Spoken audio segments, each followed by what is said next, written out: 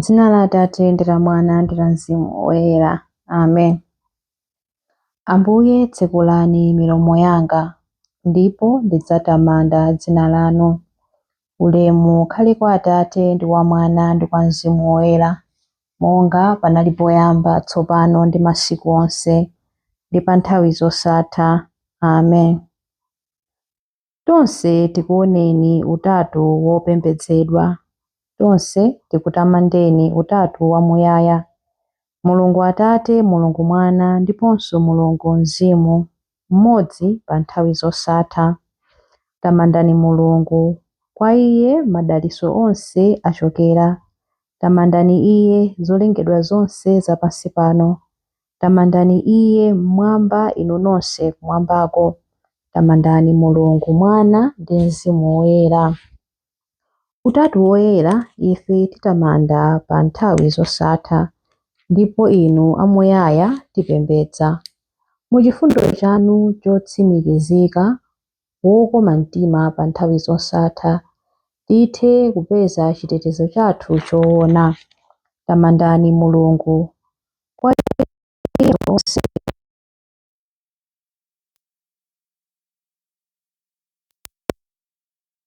mmwamba, inu nonse kumwamba. Tamandani Mulungu Mwana ndi Mzimu Woyera. Utatu woyera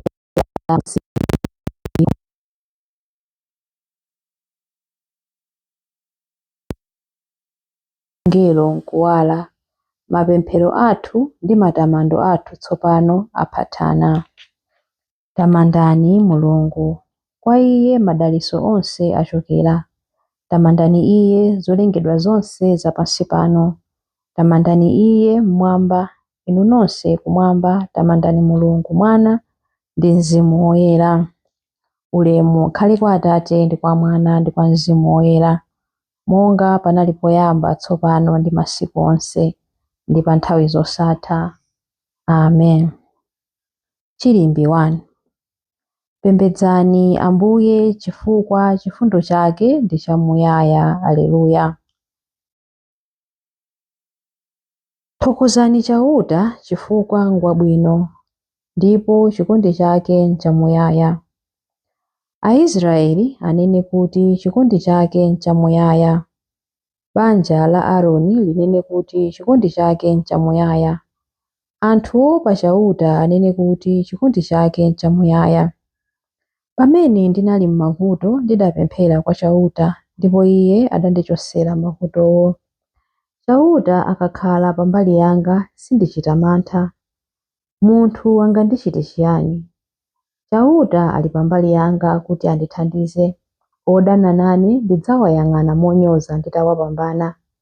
Kuthawira kwa chauta n'kwabwino kupambana kukhulupirira munthu. Kuthawira kwa chauta n'kwabwino kupambana kukhulupirira mafumu. Adani a mitundu yonse adandizinga, koma ndidawawononga ndi mphamvu za dzina la chauta. Adandizinga, inde adandizinga pambali zonse, koma ndidawawononga ndi mphamvu za dzina la chauta. Adandizinga ngati njuchi, koma adatha msanga ngati moto wapaminga. Ndidawawononga ndi mphamvu za dzina la chauta. Adandikankha kwambiri kotero kuti ndinali pafupi kugwa, koma chauta adandithandiza. Chauta amene ndimamuyimbira ndiye mphamvu zanga, ndiye mpulumutsi wanga. Mverani nyimbo mu mahema mwa anthu a Mulungu, nyimbo zokondwerera kupambana zakuti dzanja lamanja la chauta limagonjetsa mwamphamvu. Dzanja lamanja la chauta lapambana. Dzanja lamanja la chauta limagonjetsa mwamphamvu. Sindidzafa, ndidzakhala moyo, ndipo ndidzalalika ntchito za chauta. Chauta wandilanga koopsa, koma sadandisiye kuti ndife. Tsekulireni zipata za m'nyumba ya Mulungu kuti ndifike ku malo ake achilungamo, ndikathokoze chauta. Ichi ndicho chipata cha chauta. Anthu okhawo ochita chifuniro chake adzalowera pamenepa. Ndikukuyamikani popeza kuti mwandiyankha, ndipo mwasanduka mpulumutsi wanga. Mwala umene amisiri omanga nyumba adawukana, womwewo wasanduka mwala wapangodya. Chauta ndiye amene wachita zimenezi. Zimenezi nzodabwitsa pamaso pathu. Lero ndiye tsiku limene Chauta adalipanga. Tiyeni tikondwe ndi kusangalala pa tsiku limeneli. Tipulumutseni, tikukupemphani inu Chauta. Chauta tikukupemphani kuti zinthu zitiyendere bwino. Ngodala amene ali kudza m'dzina la Chauta.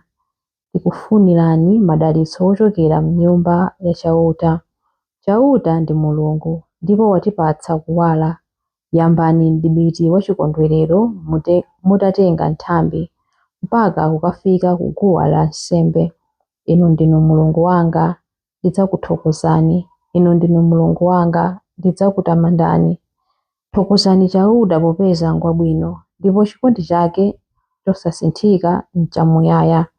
Ulemu ukhale kwa Atate ndi kwa Mwana ndi kwa Mzimu Woyera, monga panali poyamba, tsopano ndi masiku onse, ndi pa nthawi zosatha. Amen. Pembedzani Ambuye chifukwa chifundo chake ndi chamuyaya. Aleluya. Chilimbi 2. Aleluya.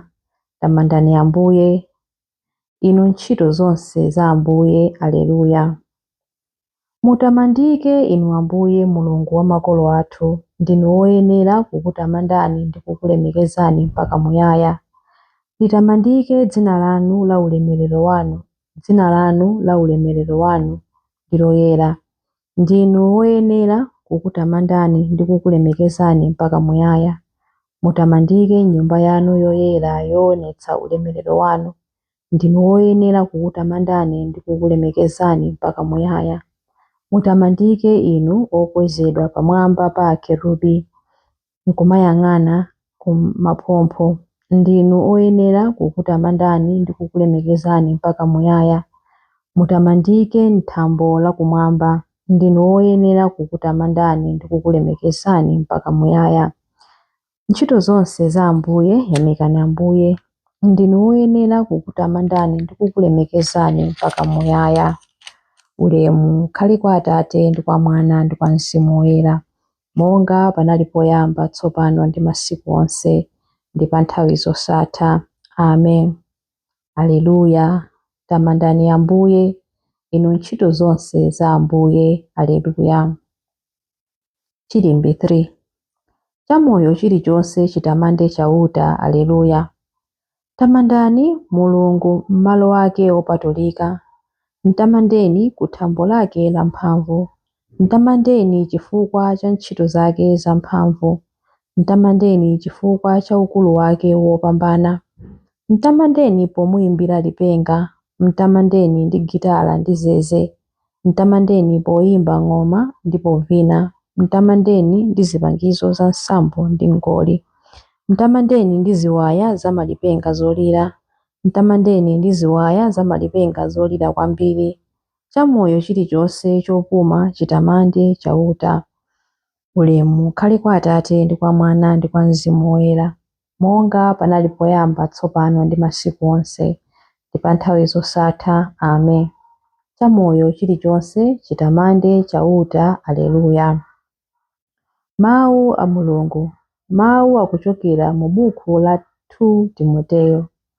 2 Timoteyo 2 kuyambira vesi ya 8, 11 mpaka na 13. Kumbukira Yesu Khristu amene adauka kwa akufa, ndiponso anali mmodzi wa zidzukulu za Davide. Awa ndi mawu otsimikizika ndithu. Ngati tidafa pamodzi naye, tidzakhala moyonso pamodzi naye. Ngati tilimbika, tidzakhala mafumu pamodzi naye. Ngati ife tinkana, iyenso adzatikana. Ngati ndife osakhulupirika, iye amakhalabe wokhulupirika popeza sangathe kudzitsutsa. Mawu a Ambuye. Tithokoze Mulungu. Chiyankho. Timakuthokozani inu Mulungu pamene tikutchula dzina lanu. Timakuthokozani inu Mulungu pamene tikutchula dzina lanu. Timafuwula mokweza mawu poona kuzizwitsa kumene muli nako pamene tikutchula dzina lanu. Ulemu ukhale kwa Atate ndi kwa Mwana ndi kwa Mzimu Woyera.